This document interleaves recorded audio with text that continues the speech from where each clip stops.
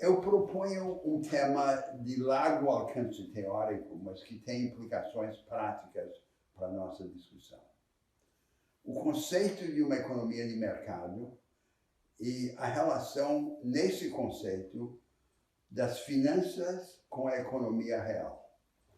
A ideia dominante é que uma economia de mercado tem uma forma singular, natural e necessária.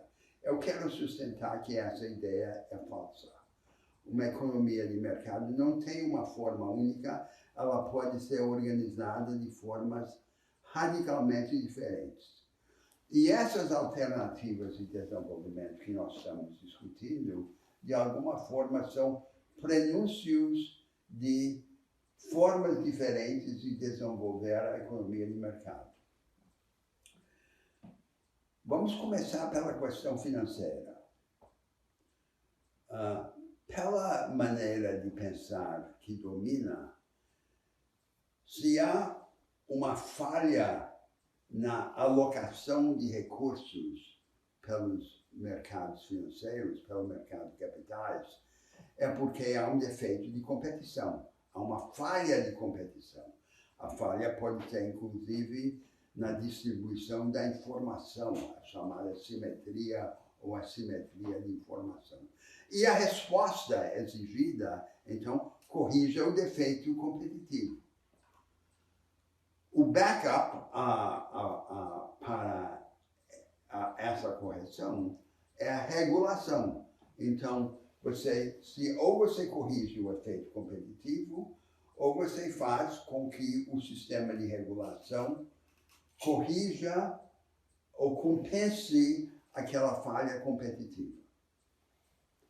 Agora eu vejo 3 enigmas na relação das finanças com a economia real que essa maneira de pensar não consegue explicar. O primeiro enigma tem a ver com o financiamento da produção. O primeiro enigma. Na forma estabelecida de organizar o mercado financeiro, as empresas produtivas, em larga medida, financiam a produção dentro do sistema produtivo. A grande maioria do financiamento da produção é gerada dentro do sistema de produção, na base dos lucros retidos e reinvestidos das empresas.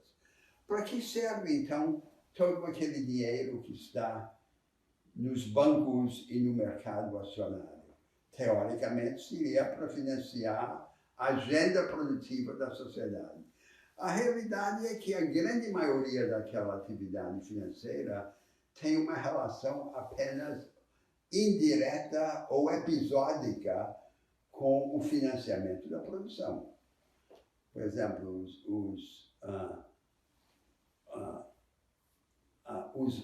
os lançamentos acionários são uma forma episódica. A valorização das empresas no mercado acionário é uma forma indireta, porque daria um valor aos ativos empresariais e tal.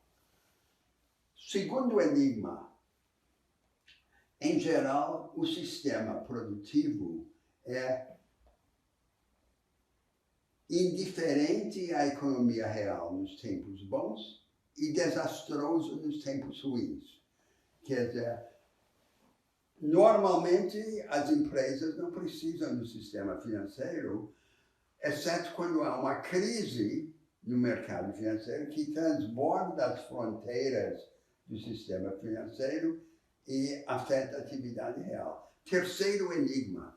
Qual seria, em princípio, a atividade mais importante financeira? Seria o financiamento da produção de ativos novos por métodos novos.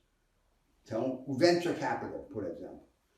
Essa seria a responsabilidade mais importante do sistema financeiro. Na realidade, é uma porção minúscula da atividade financeira em todos os países. Então, o mais importante é o menos feito. O que está na base desses 3 enigmas é que na forma atual de organizar a relação da produção com as finanças,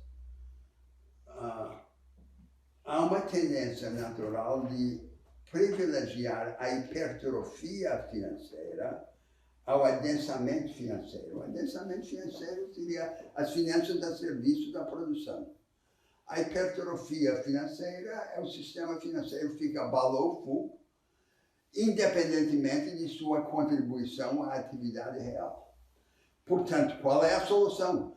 A solução é desenvolver instituições que estreitam os vínculos entre a economia real e as finanças,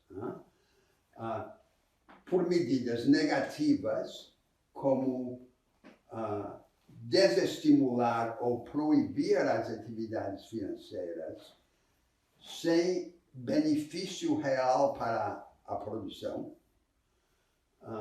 Por exemplo, as opções que no mercado de commodities foram inventadas como forma de assegurar a liquidez, mas que no mercado acionário viraram instrumentos de gambling, de apostas.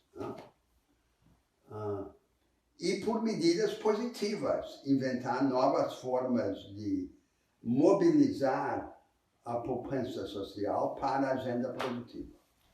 Agora, essa discussão sobre diferentes maneiras de ligar a atividade financeira à economia real é uma vertente de uma discussão mais geral, mais profunda, sobre aquela tese da reorganização alternativa de uma economia de mercado. Qual é o conceito abstrato de uma economia de mercado? Tem pelo menos duas dimensões.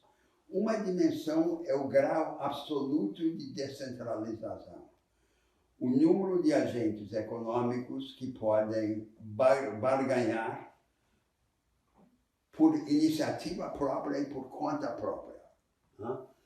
A descentralização absoluta. Quantos há? A segunda dimensão é a dimensão do grau de controle de que cada um daqueles agentes tem sobre os recursos à sua disposição. E o conceito simples, ortodoxo, não examinado da economia de mercado é que essas duas dimensões vão juntas. Uma economia de mercado, uma economia altamente descentralizada, em que cada um dos agentes econômicos tem controle quase absoluto sobre os recursos à sua disposição. Já ali há uma contradição, porque essas duas dimensões não vão juntas. É possível imaginar que nós aumentaríamos a descentralização absoluta, isto é, o número de agentes com recurso, com acesso aos recursos produtivos, limitando o grau de controle que cada um daqueles agentes teria, isto é, construindo formas de acesso aos recursos produtivos que fossem condicionais, fragmentários ou temporários, dividindo o direito de propriedade em fragmentos e, com isso, aumentando a descentralização. Agora, eu vou usar esse exercício especulativo, esse experimento cognitivo, para colocar o exemplo de uma alternativa radical para o futuro. Imagine que os recursos produtivos todos da sociedade fossem investidos em fundos. E que esses fundos organizassem um leilão permanente dos recursos produtivos. Então, recursos produtivos são capital líquido, mas são também a tecnologia, o capital físico. Eles fazem um leilão aos tomadores que pudessem assegurar a esses fundos a maior taxa de retorno por um certo tempo. Prazos temporais curtos, prazos temporais longos. E não haveria acúmulo de capital. O capital seria todos esses fundos. Os fundos não seriam controlados discricionariamente pelo Estado. O Estado apenas organizaria a arquitetura jurídica dos fundos e os fundos organizariam esses leilões dos recursos produtivos, de acordo com diferentes critérios. E aí, a posteriori, nós veríamos o que funciona melhor. E as instituições democráticas, então, modificariam a arquitetura de acordo com a experiência. Isso seria, na prática, aquilo que a teoria econômica diz que a economia de mercado já é. Se ela é competitiva, ela está alocando aos usos mais produtivos, a não ser que haja um defeito de competição. Construir o desenvolvimento, imaginando alternativas como essas, como destino remoto, é muito diferente de construir estratégias de desenvolvimento, imaginando que todos nós sabemos o que é uma economia de mercado. Roberto, mais uma vez você expande. Eu pretendia ser sucinto, mas fica difícil. Vou tentar. Primeiro, a teoria econômica convencional, mainstream, é baseada, o modelo de referência, o modelo canônico de referência, é o modelo de equilíbrio geral, de Walras-Aro-de-Broglie. Esse modelo é um modelo estático. Ele não tem nada a dizer sobre o crescimento ou desenvolvimento.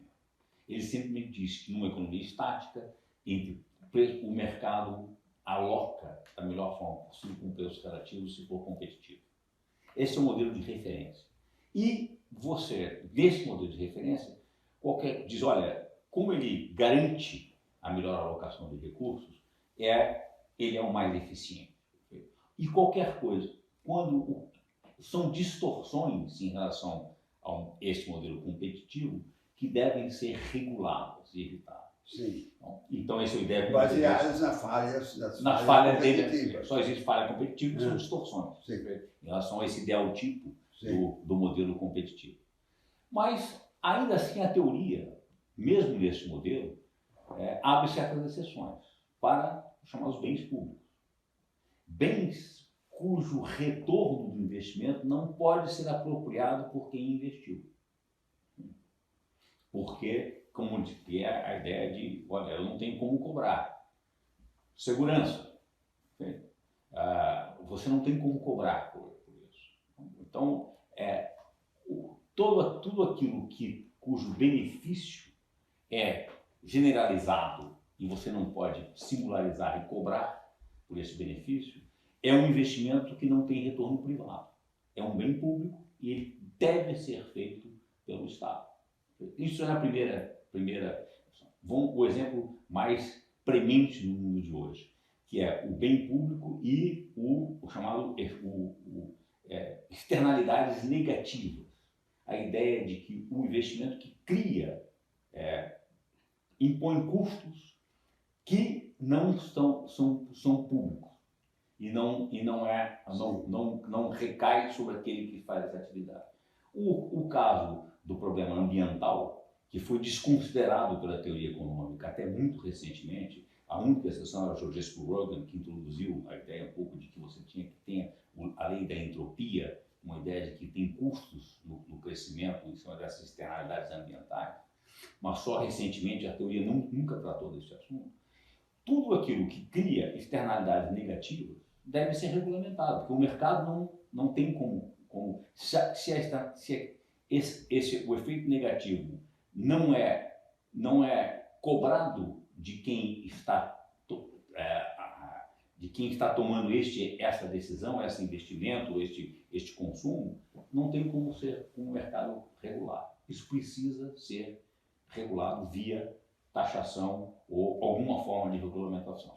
Então, essas exceções já eram consideradas, mas são muitas vezes esquecidas quando se está tratando do modelo de referência. Mais importante do que isso, a realidade na economia, muito mais importante do que a alocação estática de recursos, como é que a alocação de recursos leva a transição, a criação de momentos futuros da economia e da sociedade. A questão do investimento. Investimento lato sensu, em todos os aspectos.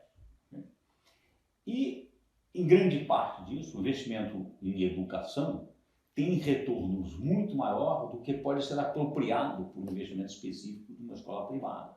Investimento em saúde, porque muitas vezes o investimento em saúde, se a população não tem como pagar, não tem retorno privado, mas tem retorno social. É mais um caso em que você tem um bem público, que tem que ser, investimento tem que ser público.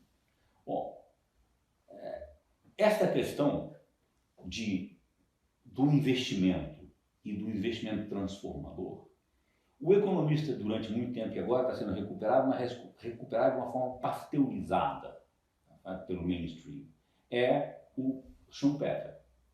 E Schumpeter é quem tratou da ideia de que você tem permanente, que a economia é capitalismo. O capitalismo, a grande força do capitalismo é a sua capacidade revolucionária de inovação. E ele tem dois aspectos, o que ele chamou de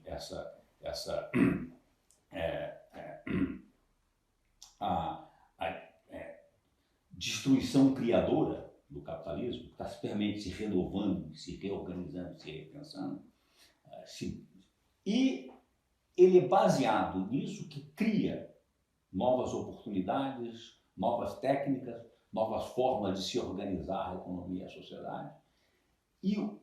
Mas um elemento fundamental desta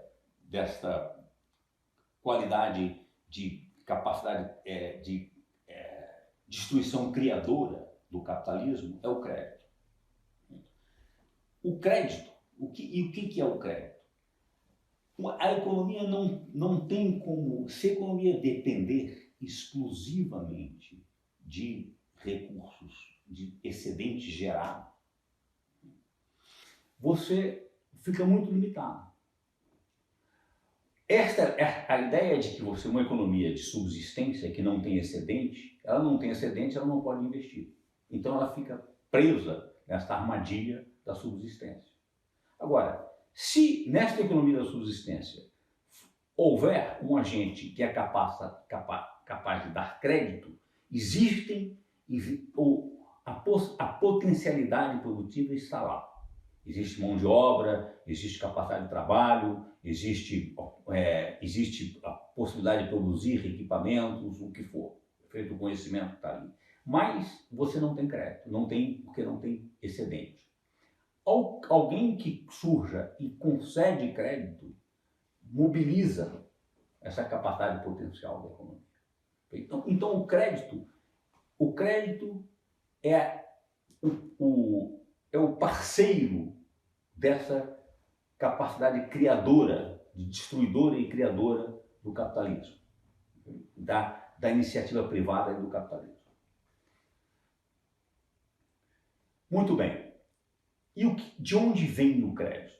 Aí eu acho que é um dos mais graves equívocos que a teoria econômica convencional, mainstream, até hoje não entendeu.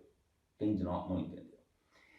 Ela continua a associar a ideia de que crédito é necessariamente e que o papel do sistema bancário, do sistema financeiro, é exclusivamente de ser um intermediário entre os agentes superavitários, aqueles que tiveram mais renda do que tiveram despesa, consumo e investimento, para os agentes deficitários, aqueles que têm mais oportunidades de dispêndio, de consumir ou de investir, do que tiveram renda.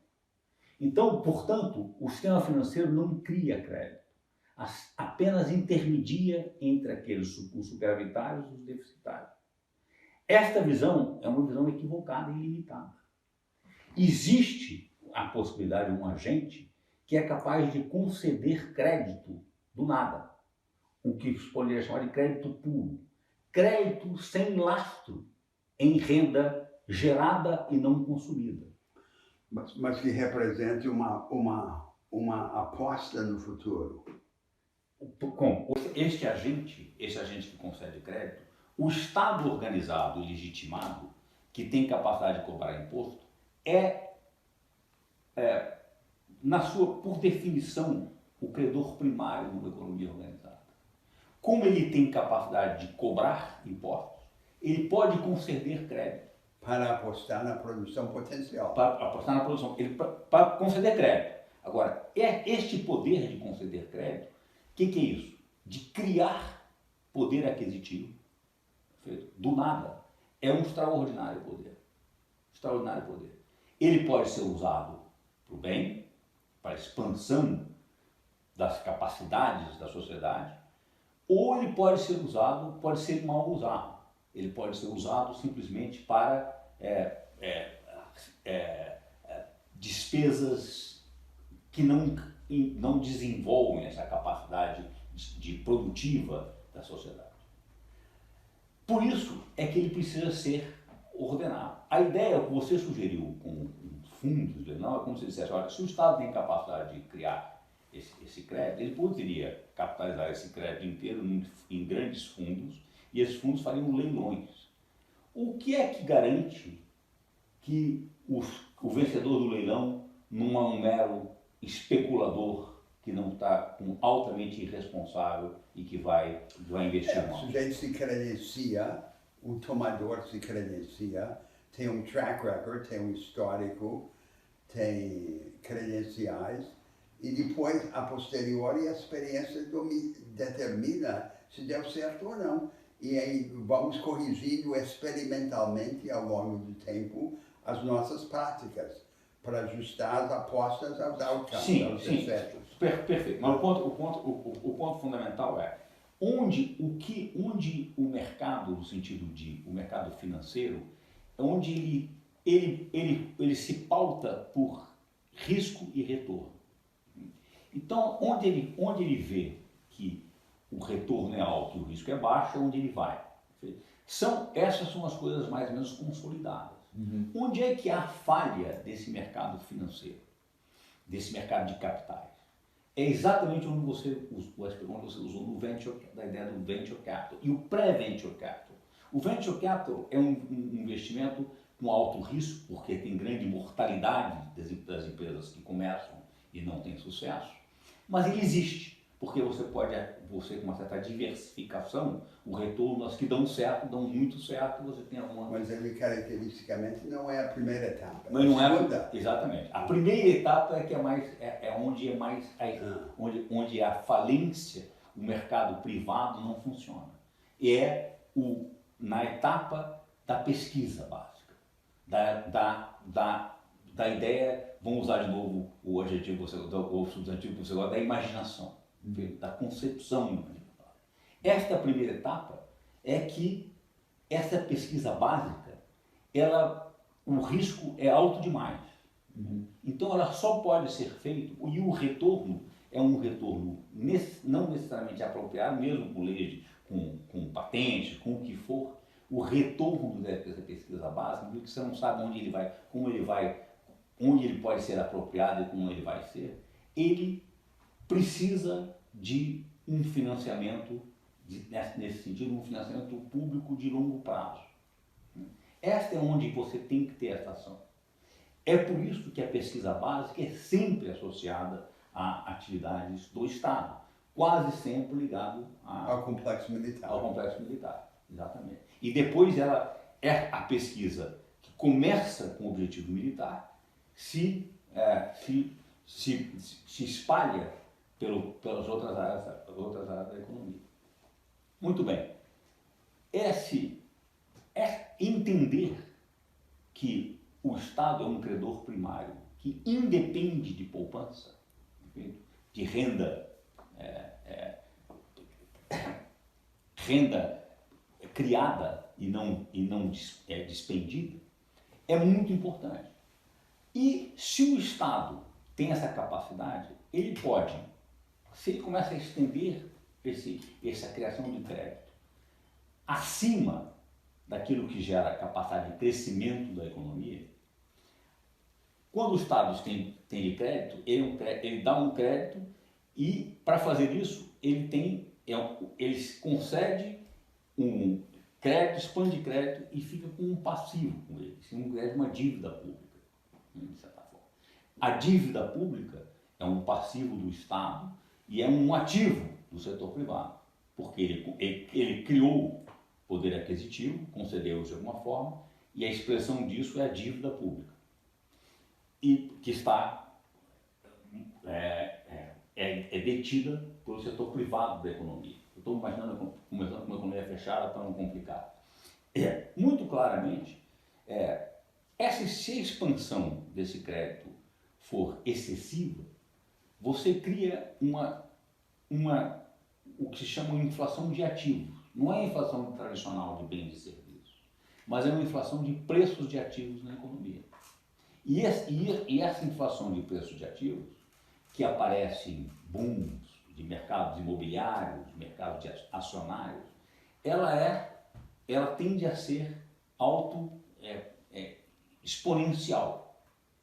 Os ativos estão subindo de preço, a rentabilidade de comprar ativos financeiros é alta, o crédito se expande, você compra mais ativos financeiros até o momento em que isso se reverte e provoca um grande crash. Esse mecanismo de criação endógena de crédito pelo otimismo dos mercados e depois que é gradual, e a sua súbita reversão num grande crash financeiro, que exige a intervenção, de novo, do setor público, do Banco Central normalmente, para resgatar esses ativos, para que essa crise financeira não se espalhe pela economia como um todo, e essa intervenção, nós temos visto sistematicamente acontecer isso. Certo.